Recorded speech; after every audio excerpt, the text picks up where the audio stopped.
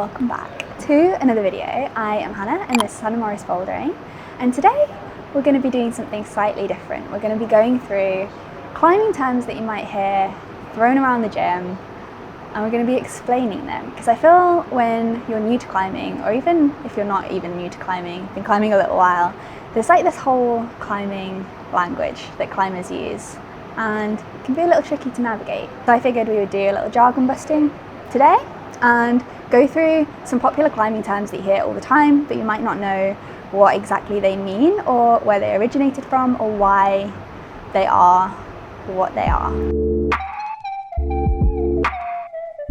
So first off, we have beta, which is a word that climbers use all the time. And beta is basically just like the instructions, the set of instructions that might underpin a climb or a boulder. They're kind of like the things that you need to do to send the boulder. So something that I didn't actually know about the term beta was that it's derived from a climber, Jack Molesky, who would film himself on a Betamax camera and then share that beta with his friends. So his friends would ask for the Betamax, hence where beta comes from, which I thought was a really interesting fact that I didn't know about beta. So the next term is a ret, which is basically like the outside corner of a piece of rock or a piece of wall. So I kind of just think this when I'm thinking about a ret. The next term is Gaston.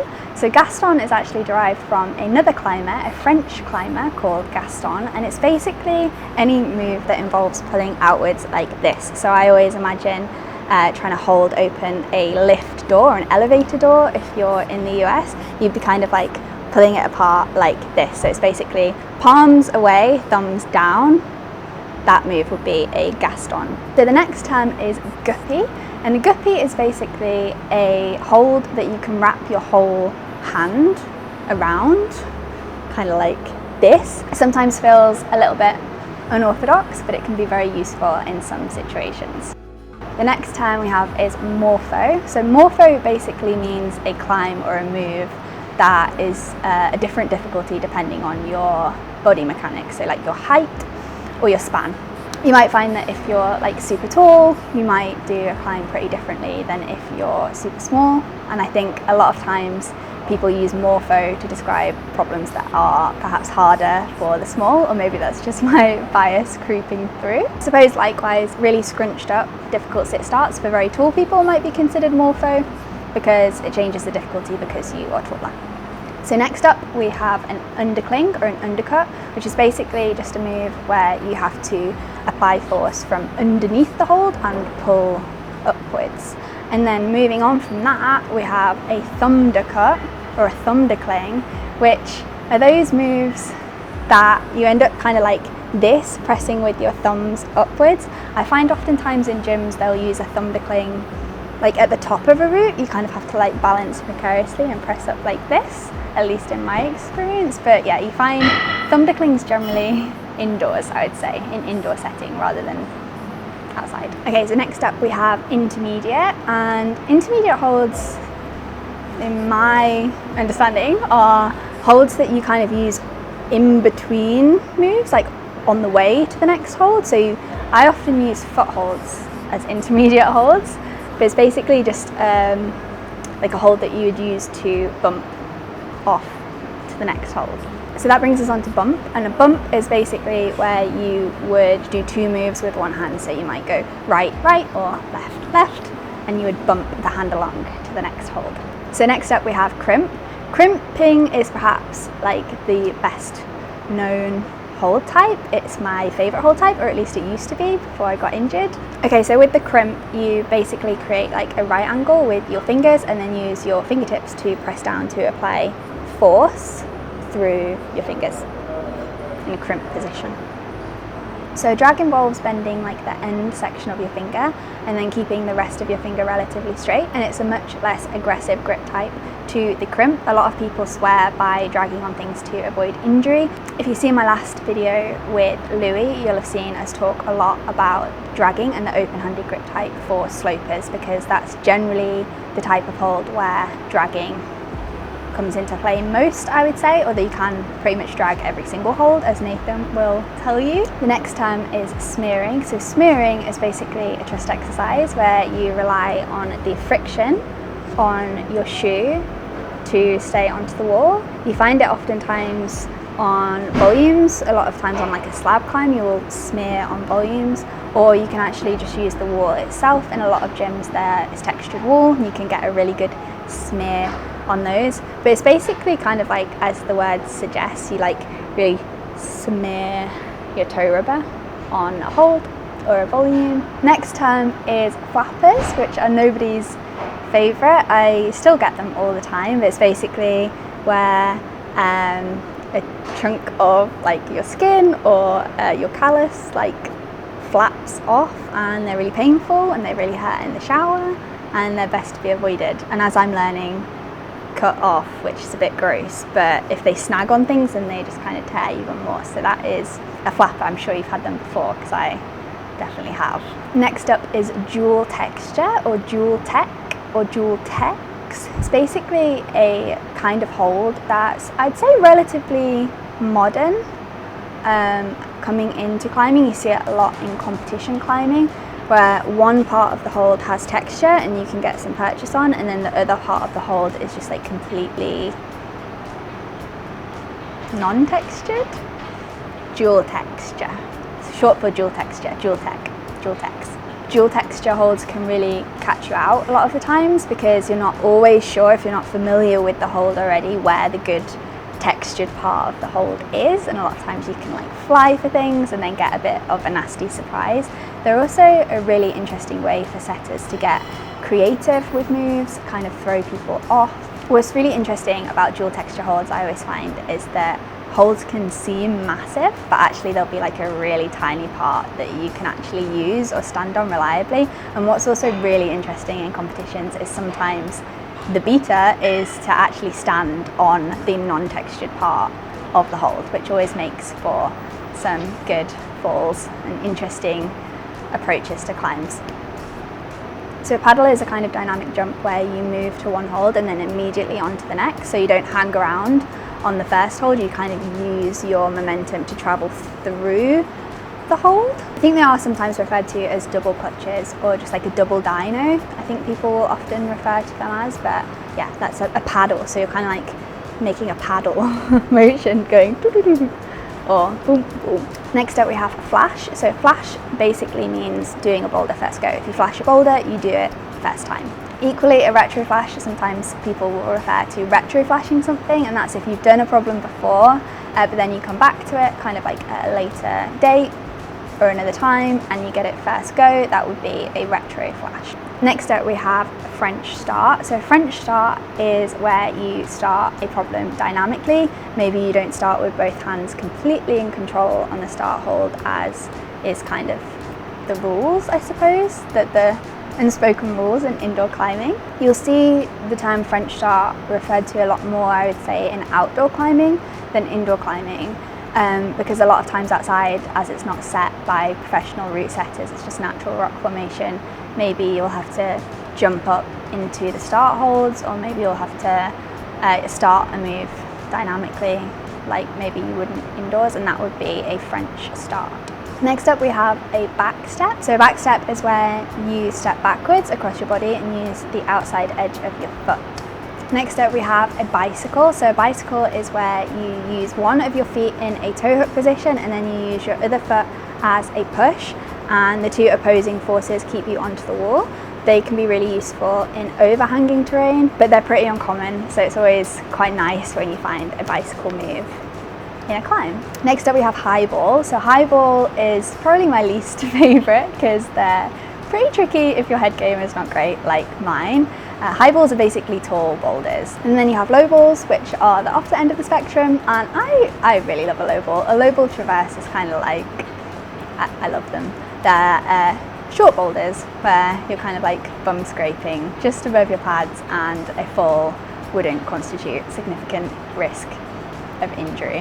They're very pleasant, I like them a lot. Next up we have campus. A campus is basically a no feet move, so you use your hands and your arms only. They look quite impressive, people love to do a campus. Next up we have match. So a match is where you bring both hands onto a hold and match the hold to progress onto the next hold. So you can right, match in, left, or vice versa. Piano match is basically the same thing, but you're talking on a hold that's like a lot smaller. So maybe you can't fit both hands on it and you have to kind of make space for the next hand to match in by doing this kind of like piano movement, basically like shifting your fingers off as the other fingers join. That would be a piano match, like you're playing the piano. Next up we have crux. So the crux part of a climb is effectively the hardest part of the climb. So you'll hear people talking about crux sections, crux moves. That's basically, yeah, just the most difficult part of the climb, like the meat of the boulder or the route. Next up we have chicken head, which you'll hear probably exclusively referred to in outdoor bouldering. It's a kind of rock formation where it basically looks like a little chicken head like jutting out of the rock, and you kind of hold them like this. They're pretty awkward. You don't often find them indoors.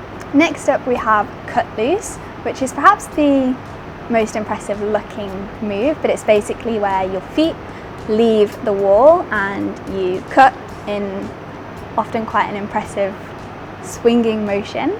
You'll generally find yourself cutting loose when you can't keep your feet on steeper terrain, but sometimes cutting loose can actually be the most effective way to use momentum on a boulder.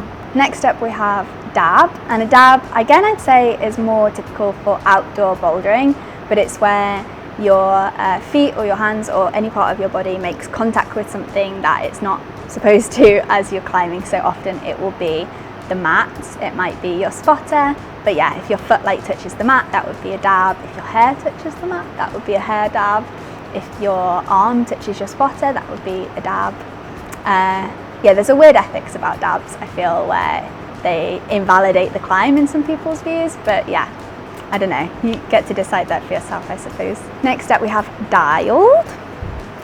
Having something dialed basically just means that you've got it nailed, you've got it dialed, you know how to do it. Maybe you've done it a billion times before because you've been working a boulder or a project. You've got a move dialed or a sequence dialed.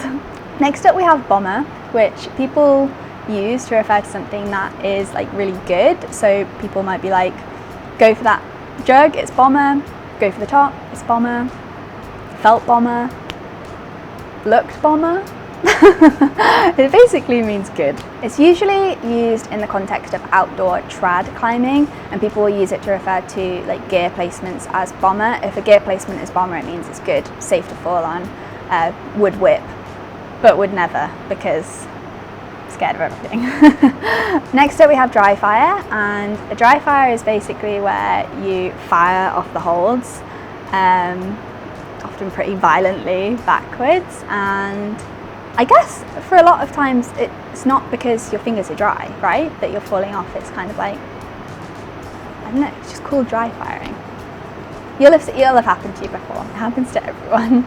It's like a nasty surprise where like everything's feeling good and then it's like boom, off, dry fire. Next up we have dead point. So a dead point move would be something that's like right at the limit of your reach without your foot cutting or your feet cutting off. Next up we have edging. So edging is quite literally using the edge of your shoe on a hold, often on a small hold where there's not like space for your entire foot, you would edge. And you can use the inside edge or you can use the outside edge of your shoe. Next up we have pocket. So a pocket is a specific kind of climbing hold where there's a hole in the rock or in the climbing hold, and you can put your hand into it or you can put your fingers into it. Often there'll be like a 2-finger pocket, which I am a little bit scared of because you hear of people injuring themselves a lot on 2-finger pockets. But yeah, a pocket is just like a hole, a small hole in the rock that you put your fingers into. Next up we have a toe hook, which is a climbing move, again, where you use the toe, the rubber on your shoe, on your toe, to create force against a hold and keep you onto the wall. You can pull on a toe hook in the direction you want to move in, or you can use a toe hook just to keep you secure. But I really like a toe hook. There's like definitely a bit of technique to it, but once you've figured it out, toe hooks come in really handy. A heel hook is similar, but instead of using your toes, you just use your heels, and heel hooks kind of use your hamstring, I would say. So by using 2 toe hooks, you can achieve a bat hang. And what a bat hang is basically where you are hanging off 2 toe hooks in an upside down position and you look like a bat hanging in a cave. Next up we have dirtbag, which is a really great word. It's basically a climber that dedicates their entire life to climbing, and they definitely have a bit of a reputation for living a certain lifestyle. Dirtbagging is often associated with just kind of like traveling around, often in a van, having no fixed address and just dedicating your life to climbing. Lastly, we have an eliminate. So eliminates are boulders that have like a really specific set of moves whereby you can't use certain holds, so you're eliminating holds. Eliminates are often a really fun way to train as well indoors. If you eliminate certain holds, then you can create different boulder problems with different sets of rules. So they are eliminates. So I hope that helped clear up some climbing jargon that you may have heard at the climbing wall or at the crag that you're not sure quite what it meant. I had a lot of fun researching this. I have been climbing for a really long time, but there's definitely some things I didn't know about the origins of specific words or quite have my facts straight about what they were. I thought back steps were something completely different. Turns out I thought back steps were stems. That is by no means a comprehensive list of all the climbing jargon that is used fairly often, so stay tuned because there might be a part 2 of this video. But thank you very much for watching. I hope you learned something. If you did, then consider leaving a comment, or you can subscribe to my channel. I post new bouldering videos every week, and I'll see you in my next one. Bye!